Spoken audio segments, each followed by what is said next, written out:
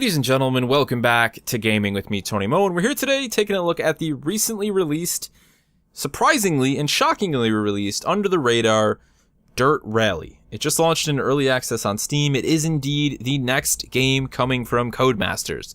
It's the next Dirt game coming from Codemasters, and it's focused 100% on Rally. They listen to the community. They've been using some of the feedback that they've been receiving in their next Dirt game thread well before the release of Dirt 3. That thread has been around. And here's what they've come up with. A game that is going to be built alongside the community in early access. It's $34 USD if you're interested in picking it up right now. But we're going to take a look at it today, show you what's available in the game, the new features, and also talk about how it is a much more simulation-based experience. Probably the most simulation-based experience Codemasters has ever made. At least for a Dirt game anyways. It really feels awesome. It's a much more rewarding and much more challenging experience because of these new components and some of the new mechanics, as well as the new damage model that have been introduced into the game.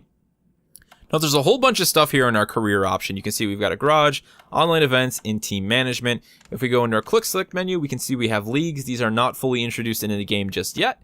We have custom event. Basically, you can go ahead, drive any car on any track that's available in the game right now. We've got a profile, options, and extras. There is no online component to the game just yet. This online events option are simply daily, weekly, and monthly challenges, similar to what we saw in Grid Autosport. I know a lot of people are going to be happy to see these back. I know I am. They're fun. They're really cool little challenges, and it's awesome to sort of say to your friend, hey, did you do the daily challenge? Did you do the weekly challenge? Here's my time. Think you can beat it?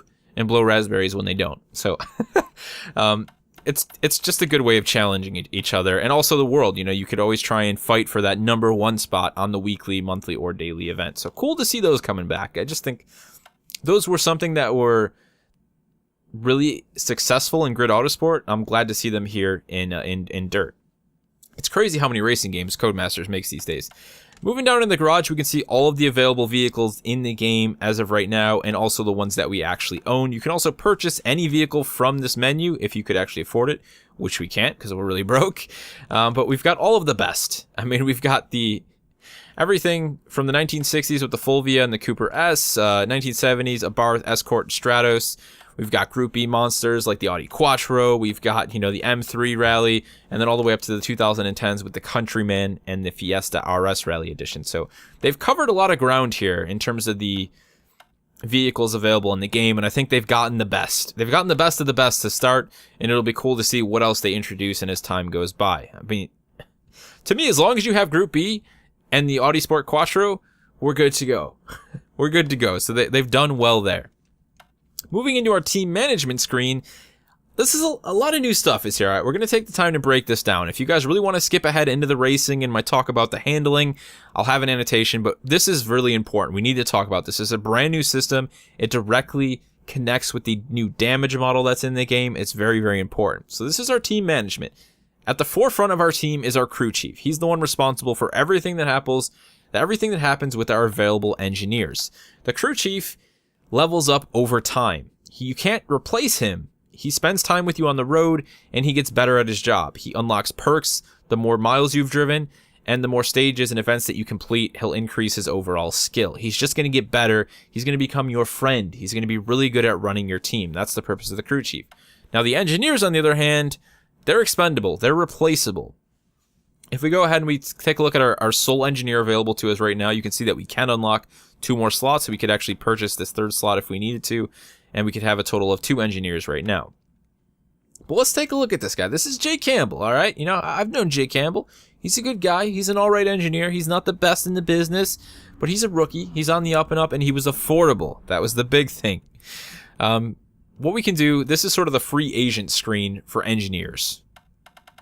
We can scroll through this massive menu, tons of different engineers, all with different length contracts and different prices, all coming with their own bonuses to each of the damageable components available in the game.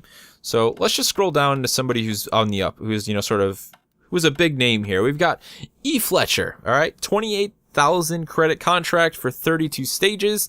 But if we take a look at his overall skills, when compared to Jake Campbell, he's a much, much better engineer. He pretty much excels in every area except for turbo and suspension, and even there the losses are minimal. His overall rating is 80, a full 15 points ahead of Campbell. He's obviously much more expensive. We could go ahead and spend all of our money on him right now, but I'm not too concerned about that. What is important to look at is our team skill selection on the left side here. We can actually back out of this and take a look at it. These numbers are what directly affect the amount and the proficiency of any repairs that you do under a 30-minute time limit in between stages. And we'll see that a little bit later on. I'm sure I'll wreck the car. But that is how these systems work together. So the more engineers you have, the higher these numbers are going to get. And also the better your engineers, obviously the higher these numbers are going to get. It's going to allow you to repair more of the vehicle more quickly in between stages if you need to do so. All right, let's back out and let's go racing. It's time to actually check this out. You'll see that there is a hill climb selection already available. So that's going to be a whole separate campaign or championship that they're going to do is hill climb. I'm really excited about that. I'm sure we'll see Pikes Peaks return. Now I'm actually on the final event for this championship. There was 3 events in total. This final event is taking us to Wales. We've got 4 different stages, and we can see the weather for the first stage has already come in. It's afternoon. It's going to be overcast. And if we take a look at the terrain type for the stage, we've got 62% light gravel and 38% medium gravel. These are very important things to look at. They mean so much more in this game than they have in any previous dirt game. This is a much more hardcore experience. Knowing your terrain types and how your vehicle handles on those terrains, whether it be braking, acceleration, cornering, all that stuff is going to be really important to your success. Let's take a look at our vehicle setup. This is a very familiar model to anyone who has played a dirt game. It is essentially the same exact system we've always seen. What they have done is add in damping. I don't believe that was available in the past, but we've always had gears, we've always had brake bias, and we've also had the option in the past to tweak our differential. I'm okay with this staying as simple as it is. That's the point in Rally of having a crew, a proper engineering team and a crew chief. They take care of the complex stuff. You just tell them how the car feels on any given stage, and then they tweak it to make it handle as good as it possibly can. That's what this system is for. I'm going to move the brake bias a little bit more towards the rear, keep it in the middle here. There's a lot of gravel here, so we're going to want to slide the back end out, but we want to be careful that we don't lose it as well. So I'm feeling like that's a good spot for it. Differential, we'll stick with that. I'm kind of just guessing here. I've never even ridden on this stage before, so we're going to kind of mess with this a bit. And then we could actually go ahead and save these presets. Now, the cool thing about the way the preset saving works, we'll type in Wales for this one, is that once you save a preset, it automatically tags it with that specific track's terrain type. So I created this preset on Wales. It recognizes that this is a gravel track. I have a preset for Monte Carlo. It recognized that that was tarmac. It's just a nice, simple way of organizing your presets. Really a big fan of that. Now we can go ahead and we can enter a shakedown, which is going to let us take a look at the stage before we actually go into the race. So we're going to go ahead and do just that, because I'm going to need all the practice in the world to try and talk about this game while actually driving. It's not something I do very well. Let's go into first person, get our handbrake held, build up the revs. We're going to go ahead and launch control this thing. 2, 1, go. What you just saw there was manual launch control, a brand new feature in Dirt Rally.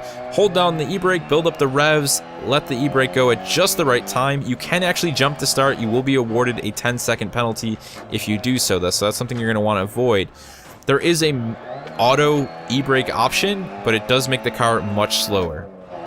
We also have the option to disable and enable stability control, ABS, all of those things are in the game. Of course, disabling them gives you a bigger bonus, but it does make the game harder. And it makes the game much harder than it ever was before.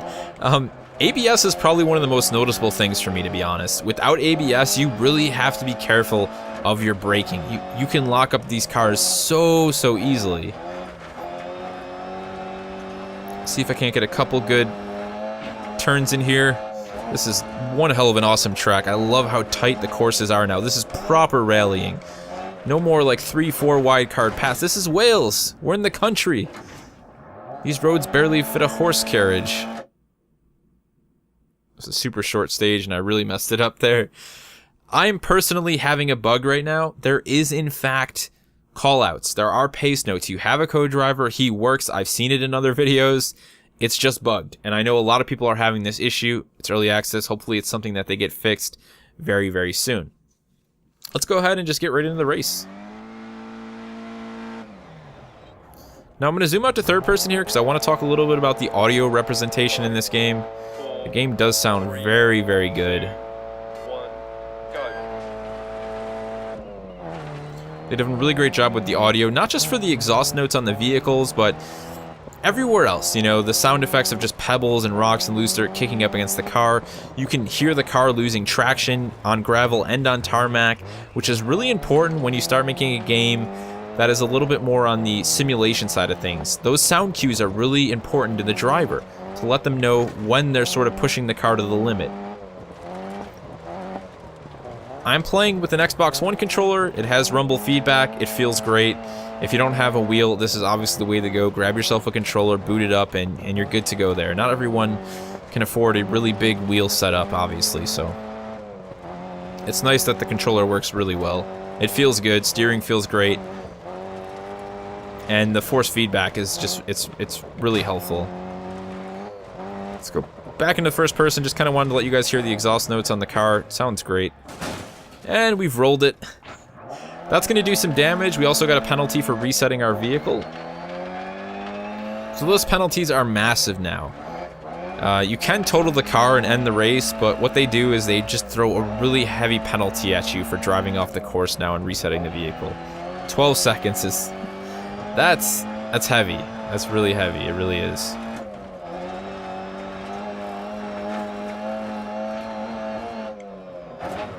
Oh, that was a proper good little jump there. Now, when I talk about the game, you know, being more simulation based, I mean, it's one of the first things you're going to notice when you boot this game up. If you played past dirt games, this feels nothing like anything I've played from Codemasters before. It's so much more hardcore. Every little bump on the road is simulated. You feel it in the suspension, you feel it in the braking, you feel it in the tires. All of that is just directly, you know, fed to the player, all of that feedback. And it affects the way that the car handles. You have to compensate for it. I mean, just look at all these bumps on this road, you're feeling them.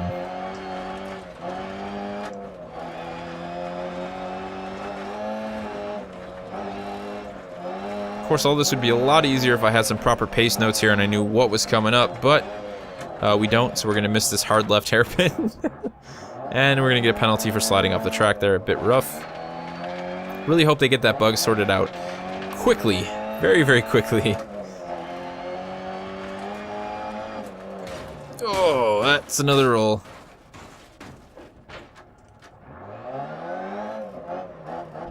I was hoping we could get back on course and avoid that penalty, but that's a no-go.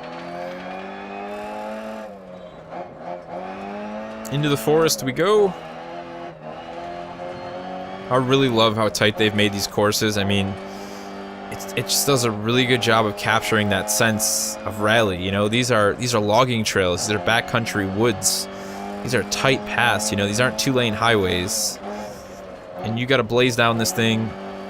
100 plus, depending on what car you're in, and just keep it on track, you know, and deal with all the small bumps and pieces in the road that are just looking to toss your car into oblivion.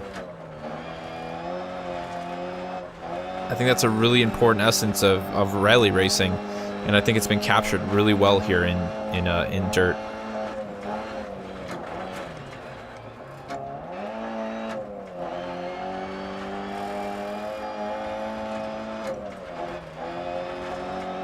See if we can't finish up the stage. We're getting real close to the end here. It's definitely not going to be a good finish. We've had a lot of wrecks, and there's another one. Held that one, though. That was complete luck. Now, when I talk about that damage model, suspension, tires, you can get flats now. You can have a blowout, and if you ride it rough enough, that tire will tear clean off, and you'll be riding on the rim. These are all things you have to deal with in this game now. There's no way to turn them off. The damage model is there. It's a part of the experience. You have to learn how to deal with it and how to stay alive is the best way to put it.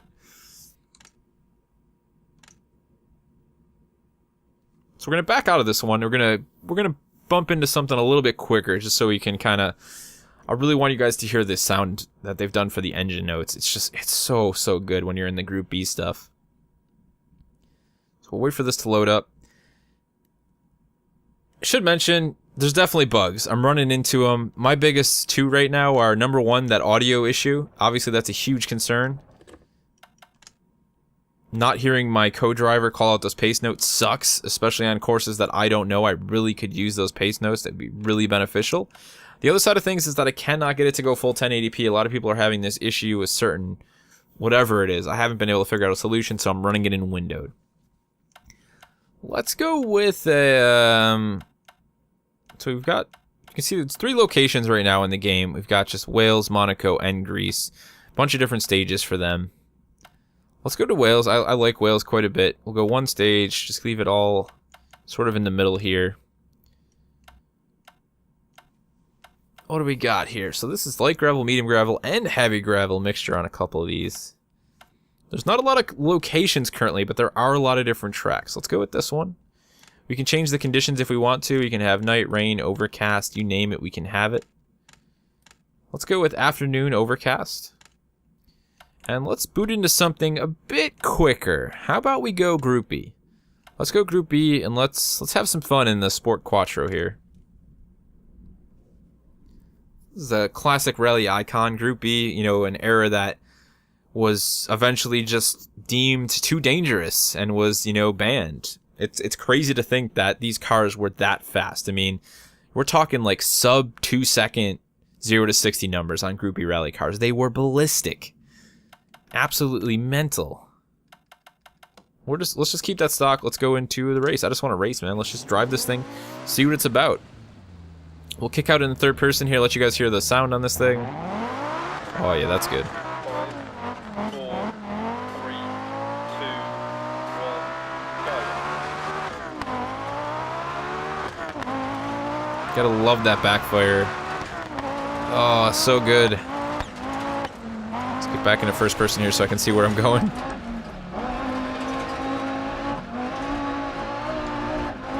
This feels right. I'm in a 1970s Group B rally car, blasting down a proper forest stage in Wales. Doesn't get much better than this. Crowd on the right side, race marshals, just waiting for me to roll the car 150 times over so they can catch it on camera and then help me get back on track. The heart of rally experience here. Always sad to me that we don't have more things like this here in America. We've got Pikes Peak, but that's about it.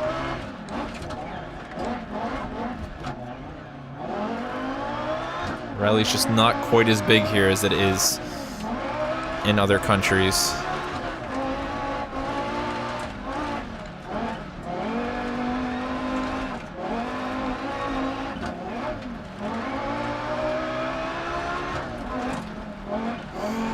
Alrighty guys, I hope you enjoyed this look at I can't believe I'm even saying this, you know, a proper dirt rally experience. I'm really excited to see them launching this in early access, developing this alongside of the community. I mean, if you want to get involved with it, I think it's worth it right now. I mean, you've got 3 locations, there's a hell of a lot of stages, a lot of vehicles. Really can't wait for them to get multiplayer in. I know many people are looking forward to multiplayer so they can play this with their friends, but I think it's an experience well worth checking out already. Help give them your feedback. You know, if there's things about the game you don't like, now's your opportunity. Go onto the forums. Vehicle actually stalled there. We actually stalled the car. But yeah, let them know what you like and don't like. Let them know what you want to see in the next dirt game. I think they're off to a really good start. I mean, just the layouts of these stages alone. The new handling system, it all feels so much more hardcore.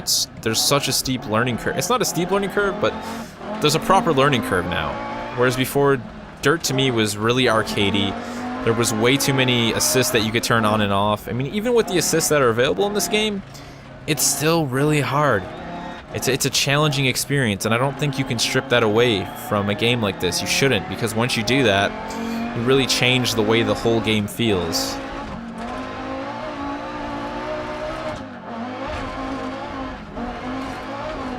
On knife's edge right there. Oh, this is good stuff. It's properly good stuff, guys. It's got my seal of approval for an early access game.